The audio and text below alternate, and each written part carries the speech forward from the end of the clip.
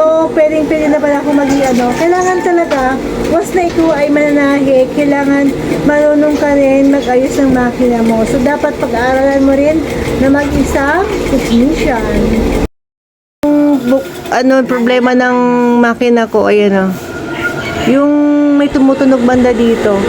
Tapos, nawawala ng power yung pagtahi. Ayun tumutunog ko. Wala na naman. Nawala ng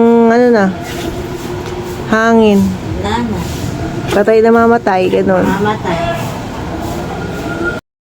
And for today's video, ayan, so maglalagay tayo ng langis dito sa mga moving parts dito sa loob ng makina. Ayan, so binuksan ko siya kasi medyo matagal na hindi ko to nagamit. Minsan bumabagal yung takbo ng makina, humihinto ba. So I decide na langisan ko to. Actually magto-troubleshoot ako baka sakaling ito lang yung problema. Ayan, kailangan malangisan ko yung mga moving parts. And then yung mga tornilyo yung tinanggal dito naman sa kabila. Ayan. Medyo madilim, wala tayong flashlight. Kailangan ko malagyan.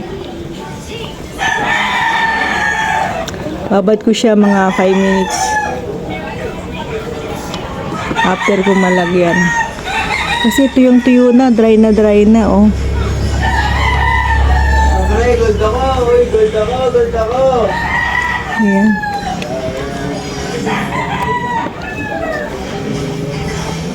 Kailangan na yung malagyan lahat. Umorder na ako sa online ng pang-spray na oil. Mas maganda kasi yung gamitin kaysa dito. Para tapos hanggang kaloob-looban pang-spray. Okay. And then, ayan. Ito pa yung mga butas dito. Lahat ng butas dapat malagyan natin. Up. Ayan. Yun ang hirap sa pag matagal na hindi nagagamit yung makina. Okay. Wala na. So yun lang muna. At mamaya after 5 minutes, try natin paandarin kung maganda na yung takbo ng makina. Thank you for watching. See you next vlog. Bye! So ngayon, after natin malagyan ng oil yung mga moving parts ng ating makina. Yan, so papa-under natin kung okay na yung makina natin. Na kung saan kanina ay pagwas na pinapa-under natin yung makina, humihinto-hinto. Yan, so lalo na pagwas na nakaangat yung karayom, tapos pag binababa siya, pag inaapakan siya, humihinto yung motor ng makina. So ngayon, testingan na natin. After 5 minutes, testingan na natin kung okay na yung ating makina. Ngayon, after natin malagyan ng langis, ayan, so ipihit-pihitin muna natin yung nung makina. Ayan, yung makita nyo, as you can see yung mga yung mga moving parts sa loob ng makina. Ayan, so gumagalaw naman or miikit naman ng maayos. Ayan, hindi naman siya stack up. And then, ayan, ditong banda naman, ayan din, gumagalaw din ng maayos, moving freely. Ayan, so after nito ay o-open na natin yung makina at testingin na natin yung dating kaninang problema kung naayos na. Yan, so wait lang tayo ng at least mga 3 minutes. Kailangan ma-preheat lang natin or ma-powder muna natin ng 3 minuto yung motor ng makina.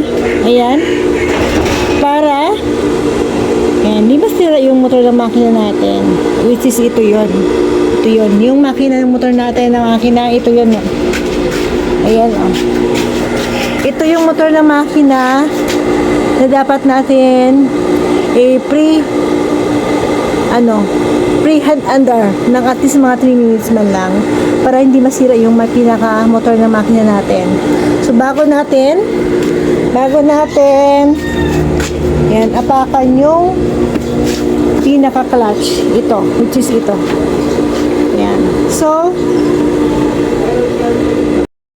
ngayon, testing na natin yung makina kung yung dati kaninang sira ng makina natin ay maayos na yung aking makina after natin i-troubleshoot yung makina kanina. Okay. Yan. Okay. Yan, wow. Ngayon, hindi na siya humihinto-hinto once na inapakan natin. Sige, sa baba. Ano mo nga dito sa baba, Ben? Yung pinakapako. Kailangan mapicture siya. Ayan, 1, 2, 3. Ayan, so once na inapakan ko yung clutch, hindi na siya humihinto, tuloy-tuloy na. Tapos, very smooth na yung tahi ng makina ko. As you can see naman, diba? Ngayon, ready na para tapos close yung kasama ako. So, ngayon, ready na para manahimik si Miss Dream ulit. Ayan.